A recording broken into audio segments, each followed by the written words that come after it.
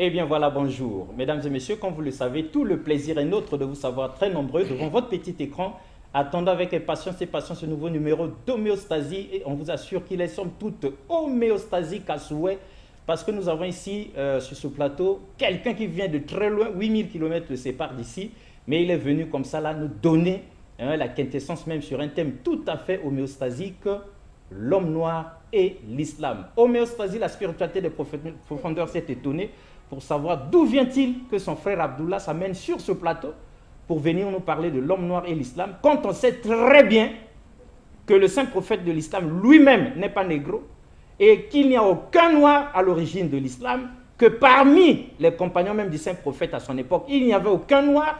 Donc l'Afrique où les noirs n'ont rien à voir avec l'islam. Normalement, on devrait fermer toutes les mosquées et faire repartir l'islam d'où ça vient.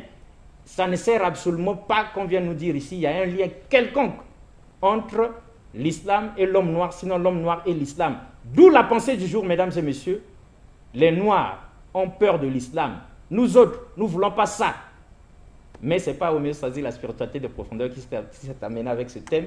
C'est mon frère Abdullah qui est revenu de Paris. Il a fait Kinshasa, il est arrivé ici justement pour remettre la vérité sur ses rails, sinon remettre des points sur les i. Et il est accompagné par le très célèbre docteur Abdul Madid, hyper recherché dans le monde entier, au point où rien que le monde entier qui demande après Abdul Madid arrive à décharger le téléphone de la spiritualité des profondeurs. On dit, c'est quoi cette histoire-là? Abdul Madid, qu'est-ce qu'il a fait boire à tous les musulmans pour qu'on le réclame à corps et à cri? Chacun voudrait se retrouver dans son WhatsApp. Mais nous-mêmes, on ne sait même pas. Chacun veut avoir son numéro de téléphone. On ne peut pas vous le donner. Nous vous le disons chaque fois. Ce n'est pas notre faute, c'est pour permettre au docteur de se reposer.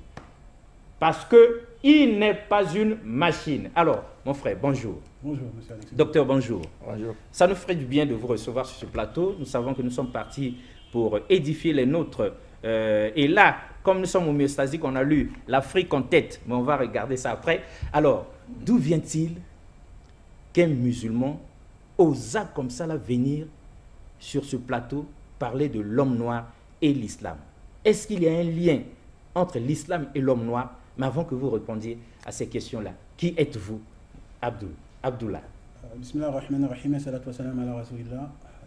Louange à Allah et que la paix et la bénédiction de Dieu soient sur toute personne ici présente qui recherche la guidée. Alors moi, je me présente Abdullah Al-Hanifi, membre du collectif Al-Hanifiya. C'est un collectif qui se veut dans l'interreligieux. Nous sommes en France. D'ailleurs, je salue et je passe un grand salam à mes frères, mes collègues, ma famille du collectif Al-Hanifiya. Et donc, on est parrainé par le docteur Abdul Majid ici, qui est ici présent. Et on essaie de faire un travail pour édifier nos concitoyens et toute personne en recherche de la vérité. Mon frère Abdullah, vous êtes beau, ça on le reconnaît. Intelligent, ça c'est vrai. Mais est-ce que vous connaissez l'islam? Est-ce que vous en avez la maîtrise? Sur ce plateau d'homéostasie, la spiritualité des profondeurs, nous avons peur du docteur Abdul Madid, il est là. Mais est-ce que vous, en venant avec ce thème-là, vous-même, vous connaissez l'islam? Vous avez la maîtrise des arcanes de l'islam? Ou vous venez pour amuser la galère? Je n'aurais pas la prétention de dire que je maîtrise l'islam, ce serait prétentieux. Bon, déjà, vous m'avez dit la qualité que je suis beau. Ah, ça, vous êtes beau, c'est indéniable. Je ne sais pas, ça, je ne veux pas prétendre. Nous-mêmes, nous avons. Je ne veux pas prétendre l'être. Mais bon, comme le prophète sallallahu alayhi wa sallam nous dit dans le hadith rapporté d'après Ibn Mas'ud dans le Sahih Muslim que Allah est beau et il aime ce qu'il est beau. Ah. Donc, je tente de mais répondre la beauté, à ce c'est pas un hadith. péché quand même. Non, je voulais dire Allah est beau et il aime ce qu'il est beau. Ah, super. Donc, ça, ce n'est pas un problème. Maintenant, après, déjà par rapport à l'introduction que vous avez vue, vous avez déjà mis le pied à l'étrier, si je puis dire, lorsque vous nous dites que le prophète sallallahu alayhi wa sallam n'a pas de compagnon noir. En tout cas, tout ça, on va vous... Même pas un seul noir. Tout ça, on va vous montrer. On va vous montrer ça avec plaisir. Ce sera, je pense, un petit plat spirituel assez consistant pour nos téléspectateurs. Et vous allez voir, comme vous avez dit que c'est homéostasique, on va essayer de rééquilibrer ça là. Hein. Ça va être un bon équilibre. D'accord, c'est super. Docteur Abdul Madid, vous arrivez seulement pour accompagner ce jeune dans l'islam. Il n'est pas aussi ancien que vous, on le sait très bien. C'est vrai que vous n'êtes pas le principal, mais puisque le monde entier vous réclame, puisqu'ils sont partout à travers le monde à vous suivre, nous leur avons dit, restez scotchés. Aujourd'hui, là, vous l'aurez aujourd'hui, vous l'avez trop cherché, aujourd'hui, vous l'avez. Alors, si vous avez une minute pour dire quelque chose à ceux qui vous suivent, en commençant par dire qui vous êtes, et à dire un mot tout à fait particulier à ceux qui criaient après vous, là, que leur diriez-vous? Donc, je suis Kassougbi Abdelmajid de la République démocratique du Congo, président et fondateur du groupe islamique Al-Badr de la République démocratique du Congo. Je suis membre du groupe pour l'appel à l'islam du Congo-Brazzaville. Et je suis le parrain du collectif Al-Hanifia qui est en France. J'ai un grand nombre d'élèves, disons, en France. Alors, pour ceux qui me recherchent, bon, je suis à leur disposition. Sauf qu'on ne veut pas trop passer notre numéro parce que parfois il y a même des gens qui m'appellent à 2h, 3h du matin, ainsi de suite. Mon premier WhatsApp est déjà saturé. Il y a plus de 150 000 messages, je ne sais même pas comment les lire. J'ai changé même de numéro de WhatsApp, j'ai un nouveau numéro. Mais du moins, je reste le serviteur de l'islam. Et quand vous en avez le temps, vous continuez quand même à leur expliquer des choses et d'autres. Oui, c'est votre mission. Bien sûr. Vous ne pouvez pas quand même empêcher les gens de vous poser des questions. Bien sûr. Là, je reviens fraîchement du Cameroun, où j'ai passé un séjour de presque 2 mois. Où les gens étaient heureux de nous dire Abdoulaye ici au Cameroun. Oui, plus de 2 mois même, je dirais. Plus de 2 mois. Et le thème principal qui a été abordé dans cette péripétie, c'était... la contribution de l'islam dans la pérennisation de la paix et du vivre ensemble. Super. Ok, alors, cela dit, le décor est planté. Mon frère, on vous écoute. Oui, on a voulu déjà entamer un sujet comme ça, comme vous êtes sans ignorer qu'on est à une époque où nous sommes très contents. On a vu qu'il y a un très grand engouement de la part des Africains, que ce soit des Africains locaux ou des Africains de la diaspora, comme moi par exemple. Et cet engouement, justement, qui, est, je pense, est alimenté par un goût patriotique pour son peuple, nous, on a voulu encadrer cette chose-là, afin que les choses puissent être, je dirais, droites, et que vraiment, on ne puise pas sur des choses qui peuvent être des idées reçues, des amalgames, et surtout qui peuvent être, en réalité, un poison pour le peuple africain. Comme par exemple, lorsque vous nous avez dit que le prophète, alayhi salatu wa salam, n'a aucun rapport avec les Noirs, il n'a jamais eu de compagnon noir. Vous m'avez demandé si je maîtrisais l'islam. Non, moi, je ne suis qu'un élève, je tâtonne avec l'islam, mais j'essaie de tâtonner convenablement. Et donc, par rapport à ce que je dis, je peux vous dire que vous avez totalement faux. Ah, totalement faux. Tout d'abord, la nourrice du prophète, alayhi salatu wa salam, Baraka Aymen, était noire. Sa nourrice. Sa nourrice était noire, Baraka Aymen. Et le prophète, alayhi salatu wa salam, a dit à son sujet que celui qui veut marier une femme du paradis, qu'il marie Baraka Aymen. Et c'était une femme noire. Le prophète sallallahu alayhi wa sallam avait un fils adoptif, Zayd, qui était noir. Le seul mentionné dans le Coran, le seul compagnon nommément cité dans le Coran, qui est noir. Dans le Coran, on trouve une sourate, la sourate Luqman. Luqman était noir. Donc ça, c'est des choses que le musulman averti, ça ne peut que le faire sourire. Et je peux vous donner un conteneur de compagnons qui étaient noirs. El-Mikdad, El-Julaybib. Je peux vous en donner plein. Mais puisque nous avons mené des recherches et découvert qu'il n'y a pas plus grand raciste que le prophète. Ah, alors là, ça c'est des recherches que je pense, vous n'êtes pas encore allé trop loin. C'est des recherches qui méritent encore plus de recherches. Hein? Là vraiment, parce que moi j'ai un hadith qui se trouve rapporté par l'imam al-Bukhari, où le prophète sallallahu alayhi wa sallam, lorsque son fils adoptif s'est marié avec sa nourrice Baraka Aymen, ils ont eu un enfant noir qui s'appelle Oussama ibn Zayd. Et le prophète sallallahu alayhi wa sallam a pris cet enfant-là dans ses bras, il a pris son petit-fils dans ses bras, et il a dit « Ya Allah, aime-les, car je les aime ». Et sa femme, Aïcha, nous rapporte que personne ne peut détester Oussama ibn Zayd. Car j'ai entendu le prophète sallallahu alayhi wa sallam dire « Celui qui n'aime pas Oussama ibn Zayd, Allah ne l'aime pas ».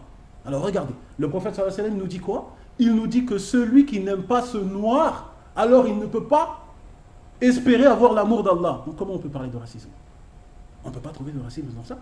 Dites mon frère, on sait que vous êtes musulman. Ça on le sait très bien.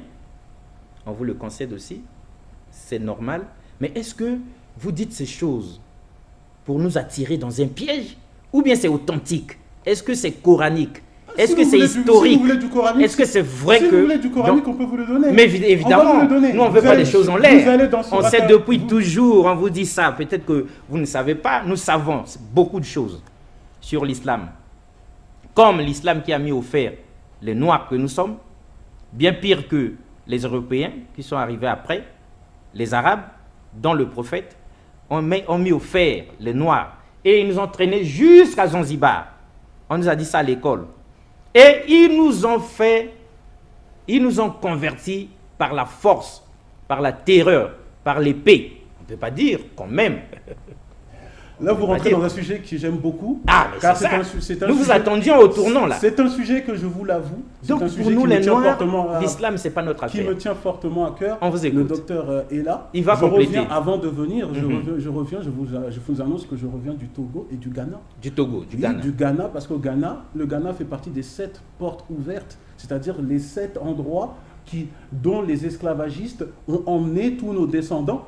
Donc vous avez cité le Zanzibar, il y a également Ouida au Benin, Voilà. je suis parti là-bas. Il y a Diosso ici au Congo, Au Congo. et d'ailleurs je suis parti là-bas, et petite anecdote, il faut voir comment les Congolais n'ont pas respecté leur patrimoine Évidemment. jusqu'à ce que les chaînes esclavagistes ont été vendues comme on vend du pain. Vraiment. Laisse Non, ça tomber. c'est vrai. Alors, Maintenant, je aujourd'hui, suis là, parti à on est en Diosso. train de se rattraper. On veut se Ok, je rattraper suis parti pour à retrouver Diosso. cette histoire-là. Je suis parti ici Vous avez à bien Diosso. fait d'y aller. Je suis parti à Diosso. Je suis parti également au Sénégal, à l'île de Gorée. Super. Voilà. Ah, on aime l'île de Gorée. Je suis parti Homéostasie également- n'est pas encore Voilà. arrivé, mais il faut que nous arrivions. Donc vous avez parlé du Zanzibar, il y a également l'Angola et le Cap-Vert. Évidemment. Mais donc voilà, moi je suis parti à tous ces endroits-là. Et donc quand on parle d'esclavagisme, il faut faire très attention. Ah, Chaque mot a ses précisions. Lorsque vous nous avez dit que le prophète alayhi salatu wa salam avait des esclaves, il torturait les gens. des esclaves hein, noirs. Non, c'est totalement faux. Le Ah. prophète sallallahu alayhi wa sallam, le fils adoptif du prophète sallallahu alayhi wa sallam était esclave. Il l'a affranchi et il l'a considéré comme son fils adoptif. Et certains l'appelaient Ibn Rasoulillah, le fils du prophète sallallahu alayhi wa sallam. Le prophète sallallahu alayhi wa sallam l'a mis à la tête d'une armée. Comment on peut parler? Et quand on parle du hadith du prophète sallallahu alayhi wa sallam, quand on prend le hadith rapporté d'après Abu Huraira, le hadith Qudsi, qui est dans le Bukhari, où le prophète sallallahu alayhi wa sallam nous dit, Allah dit que je serai l'ennemi de 3 personnes le jour de la résurrection. Celui qui fait un engagement et qui ne s'y tient pas, celui qui fait travailler un salarié et il ne le paye pas, et celui qui vend des esclaves et il s'enrichit avec, qui fait du commerce. Donc le prophète sallallahu alayhi wa sallam lui-même dit que celui qui fait la chose que vous condamnez, et bien alors il dit que ce sera l'ennemi d'Allah le jour du jugement dernier. Oui, tout à l'heure on a dit qu'on allait vous donner des preuves coraniques. Allons tout simplement dans Surat Ar-Rum. Dans Surat Ar-Rum, au verset 22, Allah subhanahu wa ta'ala nous dit quoi? Il nous dit parmi ces signes, la création des cieux et de la terre et la variété de vos idiomes et de vos couleurs. Donc regardez monsieur Alexis Bongo. Selon la pensée islamique, le fait qu'il y ait des couleurs diversifiées, c'est un signe qu'Allah a établi pour montrer qu'il existe. Donc toute personne qui ferait du racisme, toute personne qui aurait du dégoût ou de l'aversion pour quelqu'un qui aurait une couleur différente que la sienne, dans la pensée islamique, c'est-à-dire qu'il n'est pas d'accord avec un signe qu'Allah a établi pour montrer qu'il existe. Ça c'est islamique. Oui. Quand vous prenez également, excusez-moi docteur, je rajoute, quand vous prenez dans la sourate 38, sourate Sad, au verset 71 à 78, on nous relate la première personne qui a fait le racisme. La première personne qui a fait le racisme, c'est Satan. Puisque Satan, lorsque Dieu a demandé aux anges de se prosterner, et il a demandé à Iblis de se prosterner, qu'est-ce qu'il a répondu? Il a dit, non, moi j'ai été fait de feu, et il a été fait d'argile. En quelque sorte, je suis mieux que lui. Mieux qu'Adam, disons. Il est mieux qu'Adam. Donc c'est du racisme. Et Allah a répondu, il s'est gonflé d'orgueil. Donc Allah a considéré le racisme comme une forme d'orgueil. Et le prophète sallallahu alayhi wa sallam a dit que celui qui a minimum un atome d'orgueil n'a pas sa place au paradis. Et comme vous l'avez vu, Satan a été chassé du paradis. Donc selon la pensée islamique, toute personne qui est raciste, il fait un acte satanique. Bien pire, il fait un acte qui a été la cause que Satan a été chassé du paradis. Et ça, c'est islamique. Et c'est dans le Coran. Docteur, Oui, bien sûr. un complément d'objet direct. Oui, mais tout ce qu'Abdallah a dit, ce ne sont que des évidences coraniques. Vous savez que dans le Coran, Dieu, à travers le prophète Mohammed, a fait même de l'affranchissement des esclaves noirs à l'époque du prophète un acte de foi. C'est-à-dire, affranchir des esclaves, c'est un acte de foi. C'est pour montrer qu'on était un bon croyant, qu'on était un bon musulman. C'est authentique ce que vous êtes en train de dire. Ça, c'est le Coran même et la sunna du prophète. Donc les gens devraient faire la concurrence dans l'affranchissement des esclaves, libérer les esclaves, parce que le prophète lui-même a donné cet exemple-là, en libérant des esclaves noirs. Et le prophète a dit, celui qui pratique le racisme n'est pas des nôtres. Celui qui pratique le racisme n'est pas des nôtres. Ça, c'est une parole du prophète. Donc si vous voyez aujourd'hui un musulman qui est raciste, c'est-à-dire qu'il n'a rien à voir avec l'islam. Et la confusion que les gens font souvent, c'est de confondre les actes des Arabes esclavagistes avec l'islam. Oui, mais c'était des musulmans, ces Arabes-là. Mais les actes qu'ils posaient. L'histoire a retenu ces actes-là. Et ça nous a transmis ça. Mais un mauvais footballeur ne remet pas en cause la qualité du football. Mais c'est comme quelqu'un qui ne sait pas conduire et qui prend une voiture Mercedes et va la cogner contre le mur. Ou bien renverser des enfants. Il n'y a qu'un loufoque qui dira que c'est la faute est au fabricant. Il ne connaissait rien. Pourtant, les fabricants n'ont rien à voir. Non, il a mis les freins, il a mis tout ce qu'il faut. Tout ce qu'il faut était là. Alors donc, l'islam n'a rien à voir. Donc, c'est cela la différence même entre le Coran et la Bible. Parce que quand vous essayez de faire une étude comparée entre le Coran et la Bible, vous verrez que dans la Bible, il y a des versets qui encouragent l'esclavage. Oui. Dans la Bible. Mais dans le Coran, il y a des versets plutôt qui abolissent, c'est-à-dire qui condamnent l'esclavage.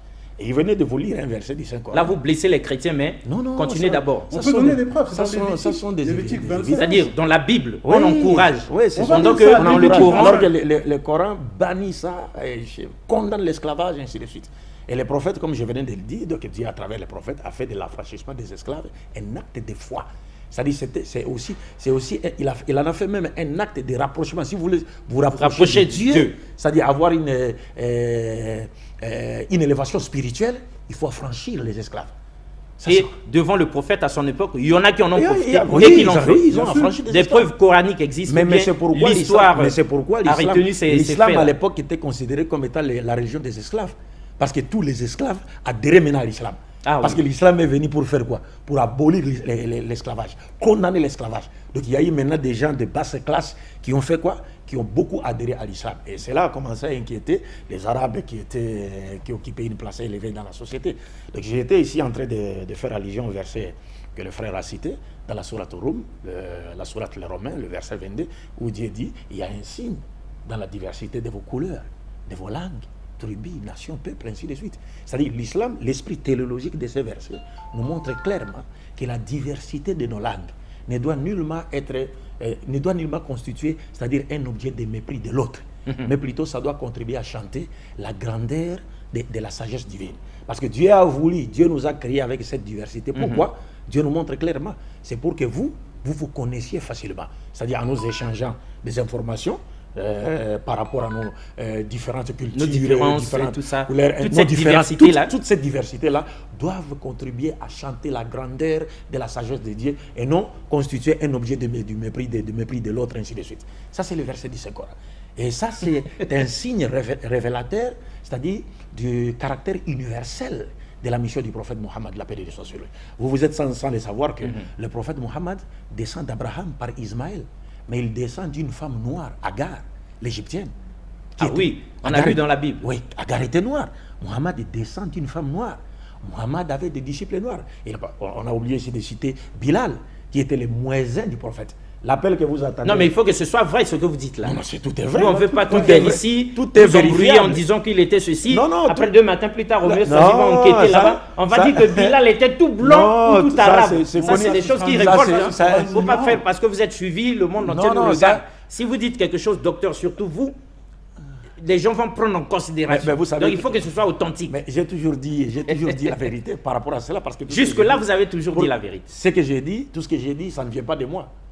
Mais je ne m'inspire que du Coran et des traditions prophétiques. Donc le muezzin même du prophète. Le muezzin, les premiers muezzins de l'islam, c'était un noir. Mais monsieur Alexis Bongo, vous avez dit quelque chose de très important. Pour revenir dans l'étude comparative, moi je sais que vous êtes un intellectuel. Vous savez très bien qu'en janvier 1454, le pape Nicolas V a déclaré la guerre sainte à l'Afrique. Ça, on sait. Vous n'êtes pas au courant de ça. On ne voulait pas qu'on en parle. Voilà, c'est dans les. On est venu parler de l'islam, pas du christianisme. Ces bulles papales, là, Romanus Pontiflex, voilà. Qu'a-t-il dit? Il a autorisé l'esclavage en disant que les Noirs n'ont pas d'âme. Mais regardez, moi, je vous demande, dans les 266 papes qu'il y a eu, donnez-moi un seul Noir qui a été le représentant religieux de la communauté catholique. Non. Mais pourtant, nous, on va vous donner... Dans toute l'histoire de l'Église. Non, mais pourtant, vous avez parlé d'histoire. Mais moi, je vous donne un ancien esclave affranchi qui est devenu le moufti, le représentant religieux de la Mecque. Atta ibn Raber, qui était noir. Authentique. Authentique. Atta ibn Raber, qui était noir. Accepté. et Je vous dis que respecté les par compagnons, les même autres les musulmans. compagnons du prophète sallallahu alayhi wa sallam s'asseyaient même devant lui pour apprendre la science. Quand c'était à l'époque des Omeyyades, il était le seul habilité à faire des fatawas, des avis juridiques. Et puis même, je peux aller plus loin, c'est un ancien esclave qui est devenu maintenant dirigeant des autres. Mais vous n'allez jamais voir ça dans le christianisme. Et pourquoi? Parce que vous allez tout simplement dans Proverbes, vous allez dans Proverbes chapitre 19 verset 10, où il est dit, il ne sied pas à l'insensé de lui donner des délices, combien même à l'esclave de dominer des princes. Donc dans la pensée chrétienne, un esclave ne pourra jamais à l'avenir dominer ses maîtres. Par contre, en islam, on a vu avec Atta ibn Rabah que c'est lui qui est devenu même le moufti de la Mecque. Ça, c'est très fort. Mais attends, on ne s'avoue pas vaincu facilement comme ça, là, mon frère Abdullah. Restez tranquille. Nous, on demande à ceux qui maîtrisent l'histoire de l'Église, l'histoire de la papauté. Plus de 200 papes. Fouillez là-bas pour homéostasie la spiritualité des profondeurs. S'il y en a un seul, on ne vous en demande pas deux, un seul noir parmi tous les chapelets de papes qu'il y a jamais eu dans l'histoire de l'Église catholique, sinon de l'Église. Peut-être bien qu'il y en a un. Peut-être que vous n'êtes pas au courant. Non. Regardez ça et dites-nous s'il y en a un là-bas rapidement. On défie tout le monde. On défie tout le monde. Bon, ça, aujourd'hui, nous parlons de l'homme noir et l'islam. Oui. Mais vous savez très bien qu'aujourd'hui, par exemple, on ne peut pas comparer la Bible et le Coran par rapport à l'origine de la race noire. On ne peut pas. On ne peut pas comparer. Non, docteur, pesez bien vos mots. Oui, oui. Ce que je voulais dire, je vais dire quoi? Je voudrais dire ceci, c'est que selon la Bible, la race noire serait issue d'une personne qui aurait été maudite par Dieu. Ça, c'est connu de tout le monde. Comme. Alors qu'en islam, c'est évidemment, c'est écrit dans la Bible. En islam, c'est pas comme ça. Ah. En islam, les prophètes nous montrent ça sur base des textes coraniques. Ils nous montrent clairement que d'abord, tous les humains, toutes les races, nous descendons d'un seul homme. C'est-à-dire, nous appartenons tous à la grande famille adamique. Et dans cette grande famille adamique, les prophètes nous disent, dans cette famille adamique, l'adoration doit être exclusivement réservée à Dieu seul. Et la paternité de l'humanité exclusivement attribuée à Adam. Et dans cette grande famille adamique, le meilleur d'entre nous, c'est celui qui craint Dieu le plus. Ce n'est pas celui qui est blanc, ce n'est pas celui qui est rouge, ce n'est pas celui qui est noir, ce n'est pas celui qui est jaune, mais plutôt celui qui est pieux. Sur le plan vertical, le meilleur d'entre nous est celui qui craint Dieu le plus. Et sur le plan horizontal, le meilleur d'entre nous, c'est celui qui est utile aux autres. C'est ce que l'islam nous enseigne. Est-ce que vous comprenez? Et c'est pourquoi dans les versets auxquels le frère a fait allusion, Dieu nous dit, dans la diversité de vos langues et de vos idiomes, couleurs, ainsi de suite, il y a un signe pour le monde. Ça y est, je l'ai expliqué ici en disant, cela ne doit nullement constituer un objet de mépris de l'autre, mais plutôt ça doit contribuer à chanter la grandeur de la sagesse divine qui nous a créés dans cette diversité pour que nous nous connaissions facilement, on s'échange nos différentes, comme vous l'avez dit, c'est si bien dit d'ailleurs. Est-ce que vous comprenez? Et c'est pourquoi aussi le prophète Mohammed est le seul prophète issu de la postérité d'Abraham qui a, c'est-à-dire placé toutes les races sur le même pied d'égalité en basant les critères de noblesse sur la piété. Il a dit, et non sur la couleur. Non, il a dit l'arabe n'est pas supérieur à un autre être humain. Un autre humain n'est pas supérieur à un arabe, lui-même étant un arabe. Mais il dit l'arabe n'est pas supérieur à un autre être humain. Un autre être humain n'est pas supérieur à un arabe. Un blanc n'est pas supérieur à un noir n'est pas supérieur à un blanc, que par la piété.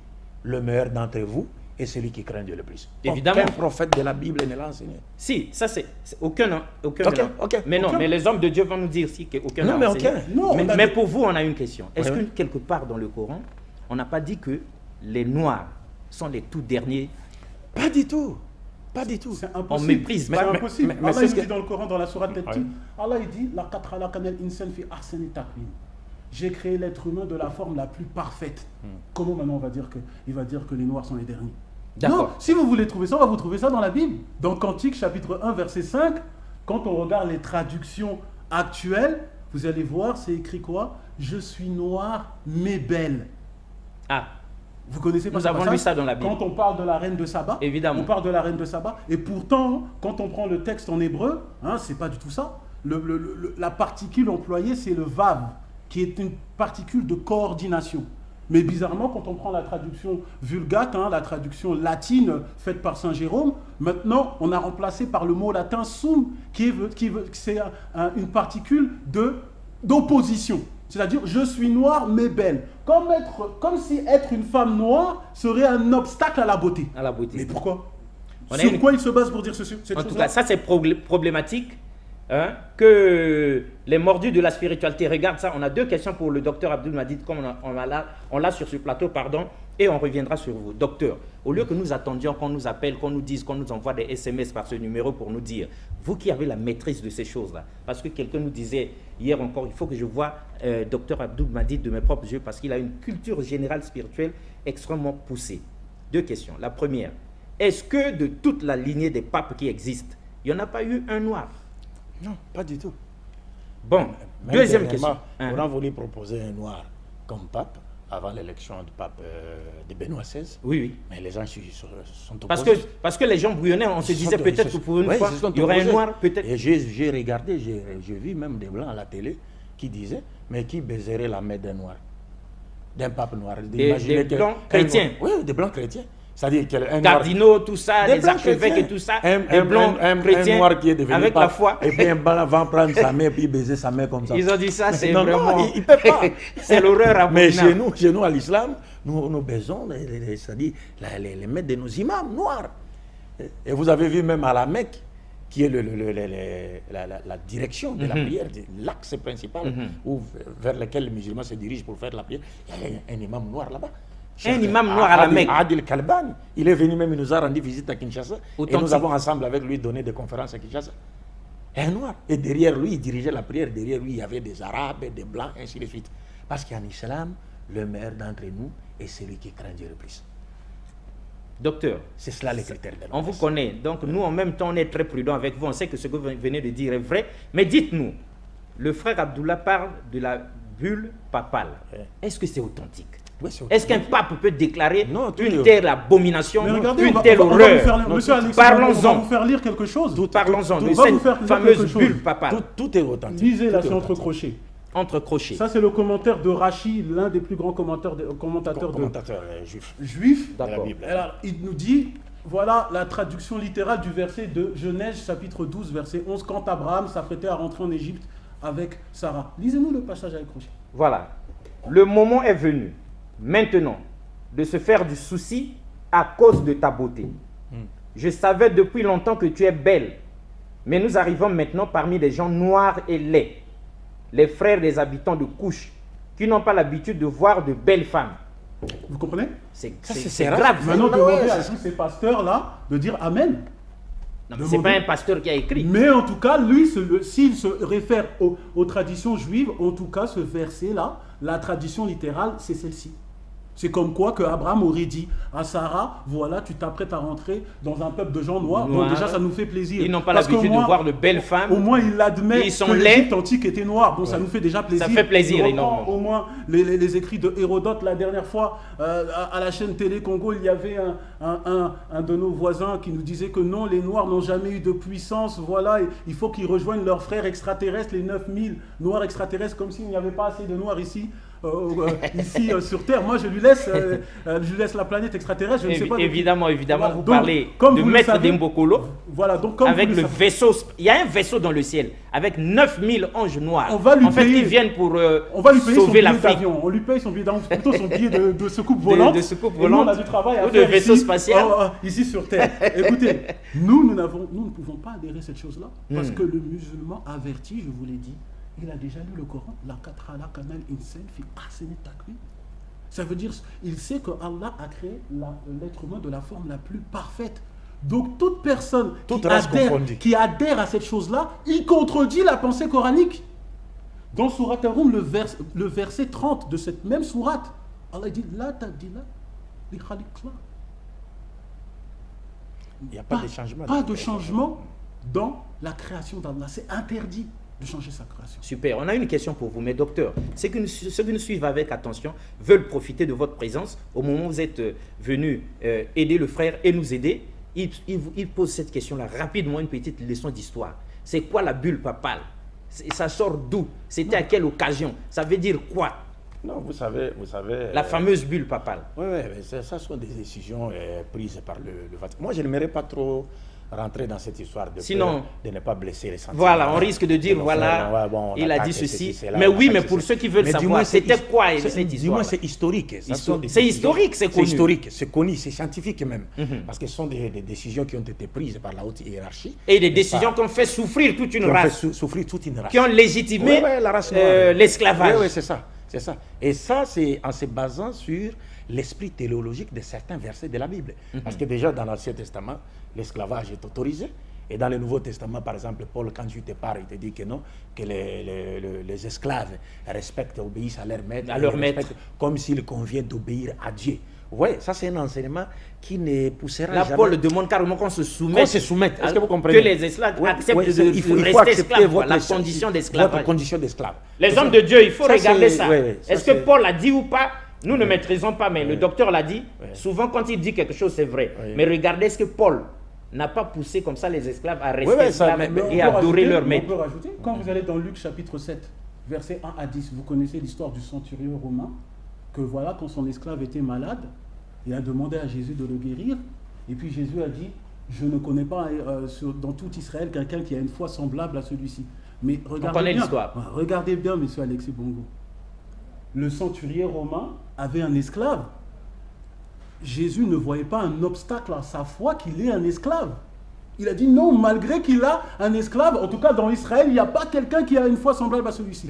Mais pourtant, quand on regarde le prophète sallallahu alayhi wa sallam, quand on regarde le hadith rapporté d'après Bukhari, quand le prophète sallallahu alayhi wa sallam nous dit celui qui affranchit un esclave, Allah sauvera son corps du feu comme il a sauvé le corps de cet esclave.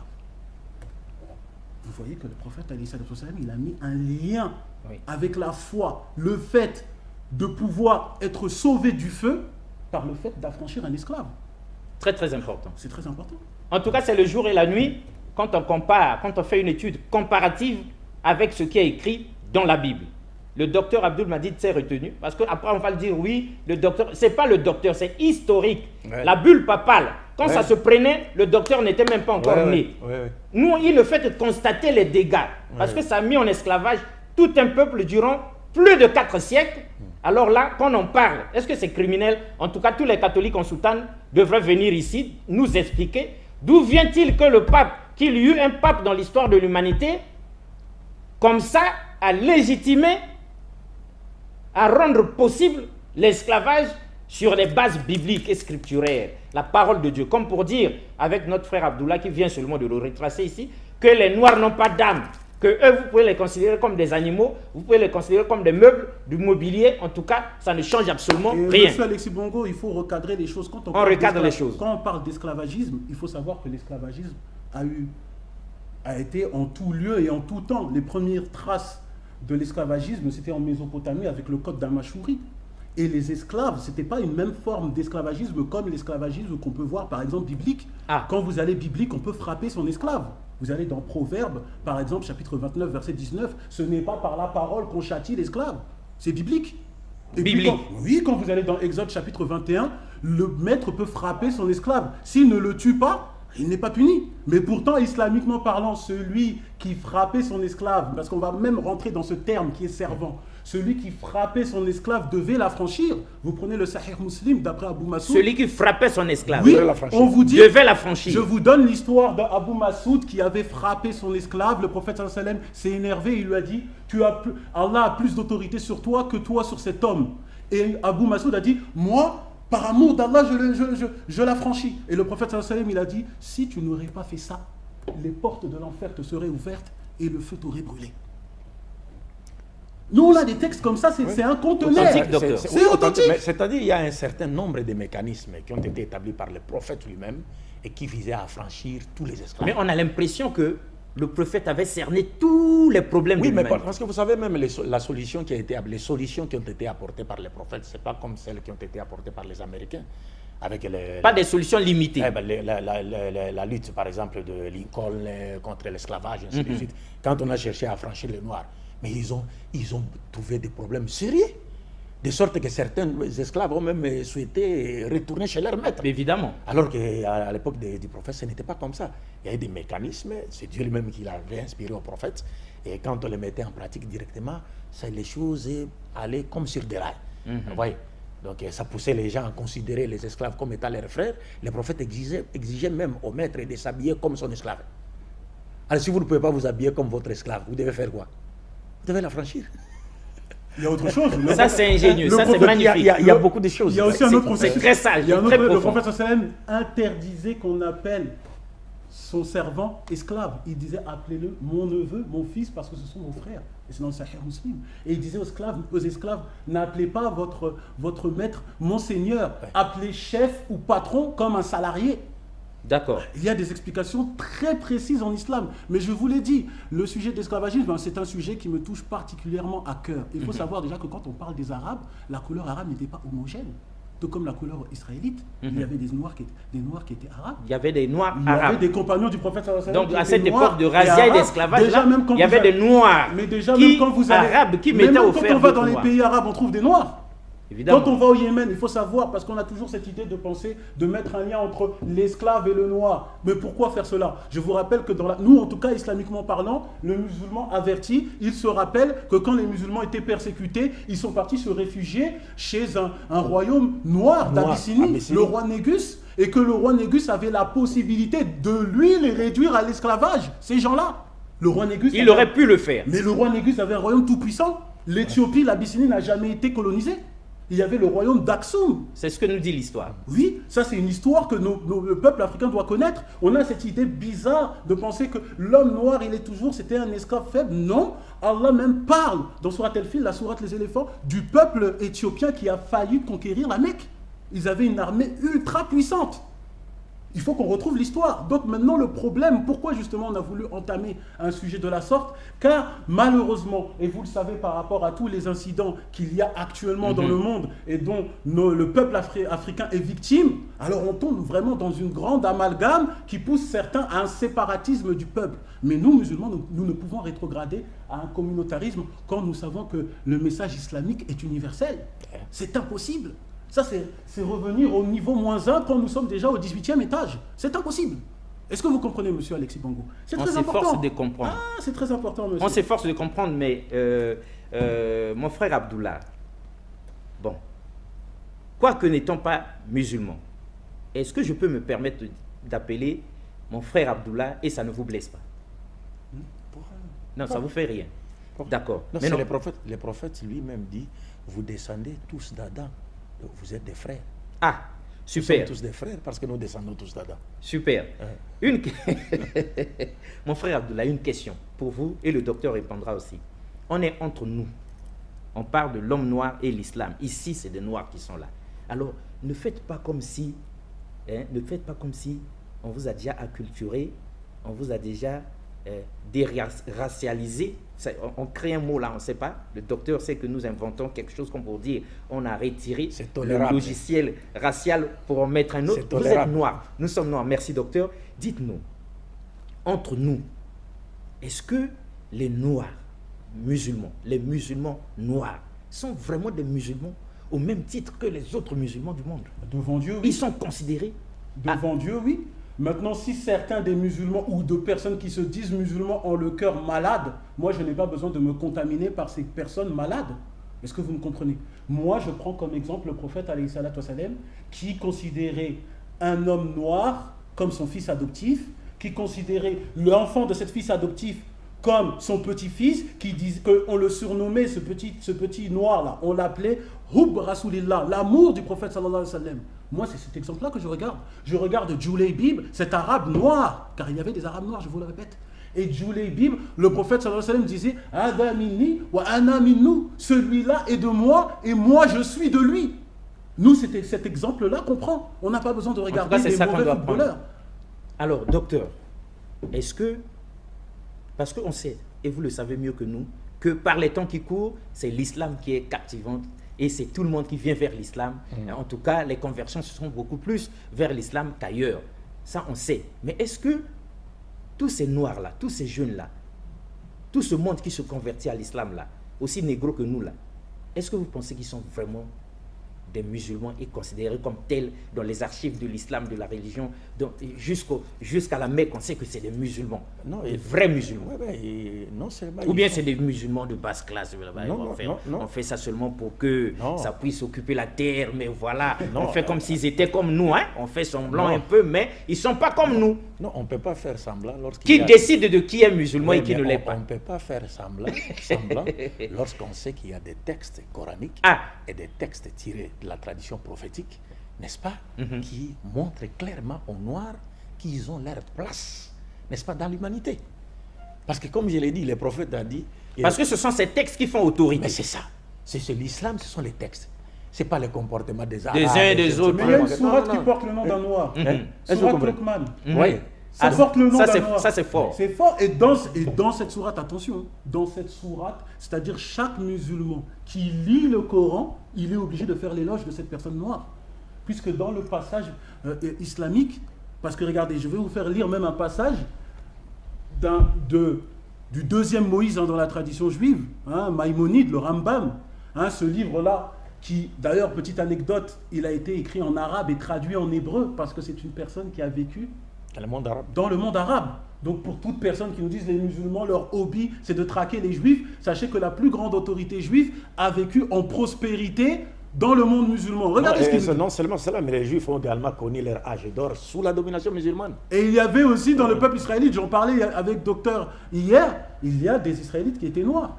Il y a les Danites, quand on parle des 10 tribus perdues de la maison d'Israël, les Danites, on les trouve en Côte d'Ivoire, les Dan dans la région de Mans. Si, il y en a qui revendiquent ça. On parle également des Lemba. Donc ce n'était pas une homogénéité. Et on va lire un passage de Maïmonide qui, je pense, va vous surprendre.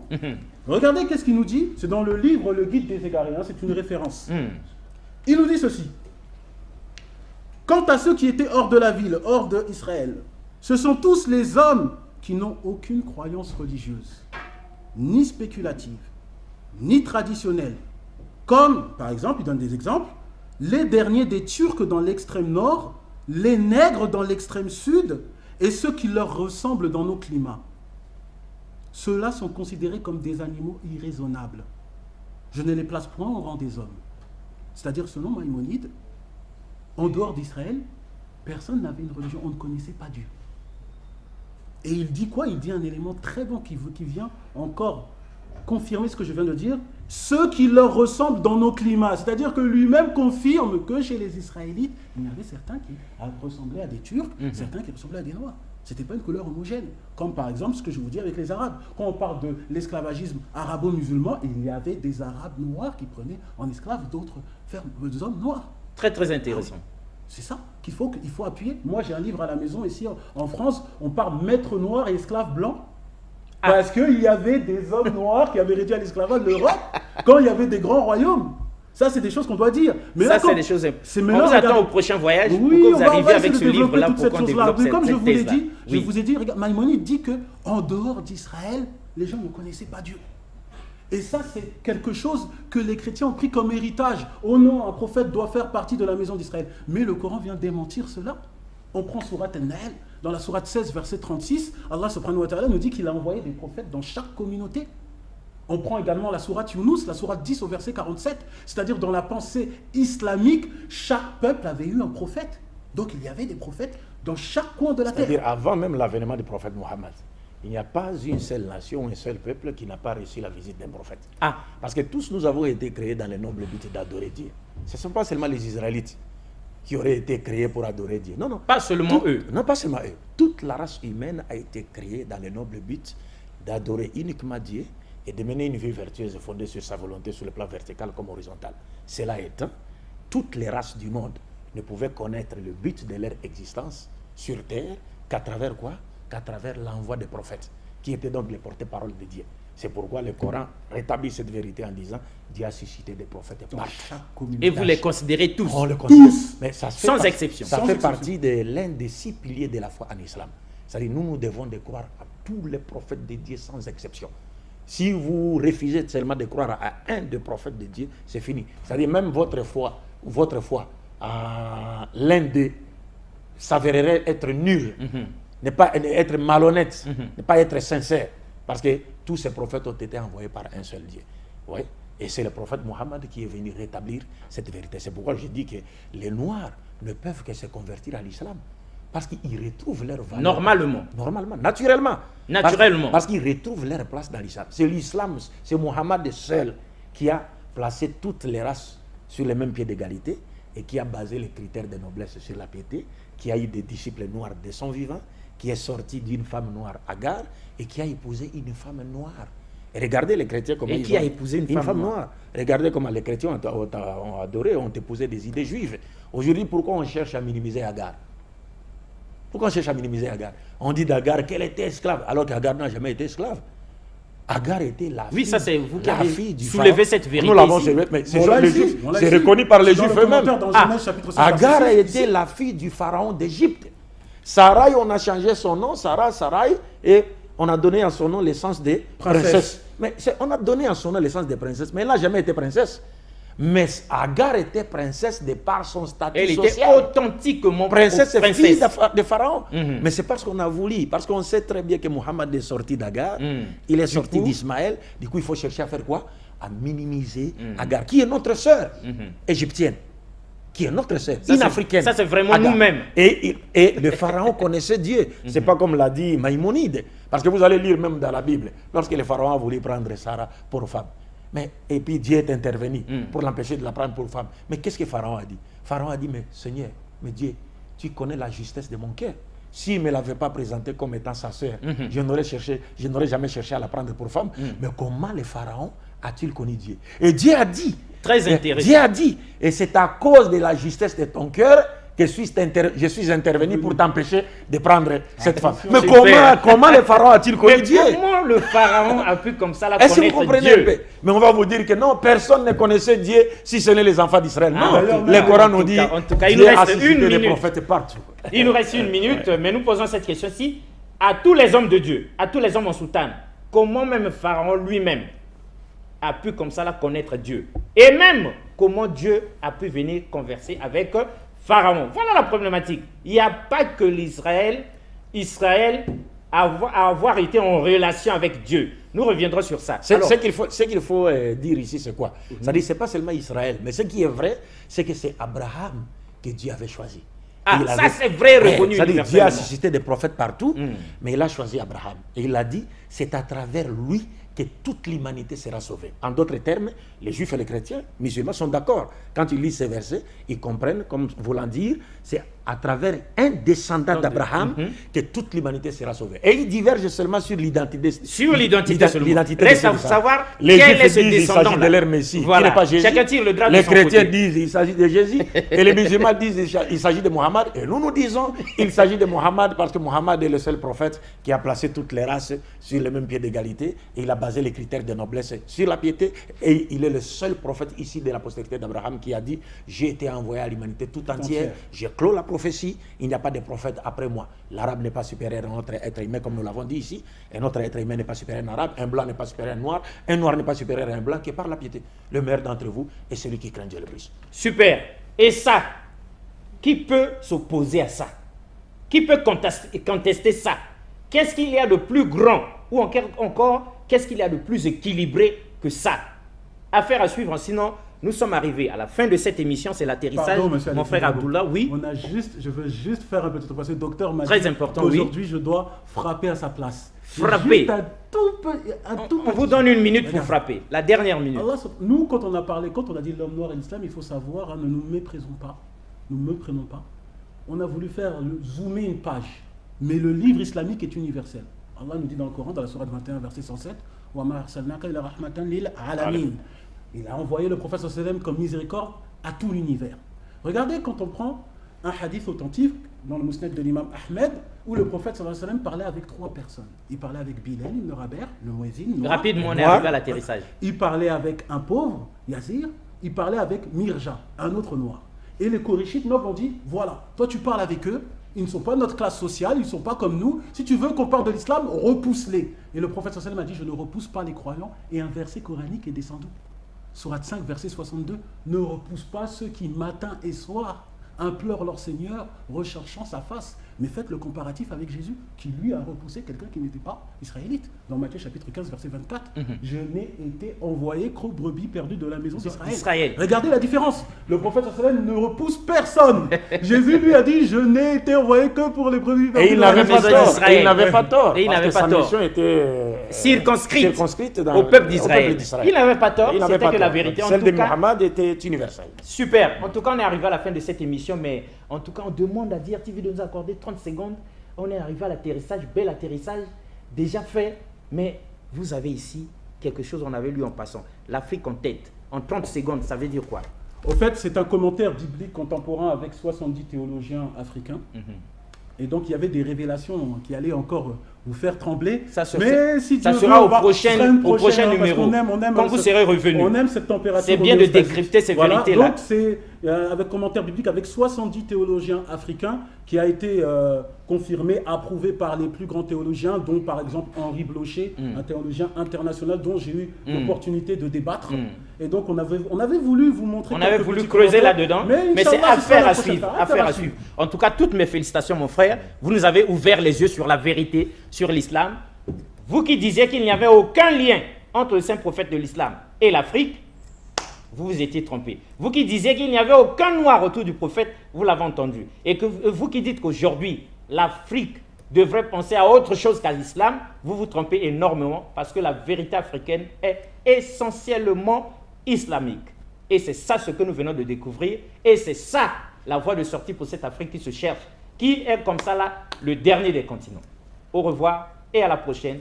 Merci beaucoup une fois de plus.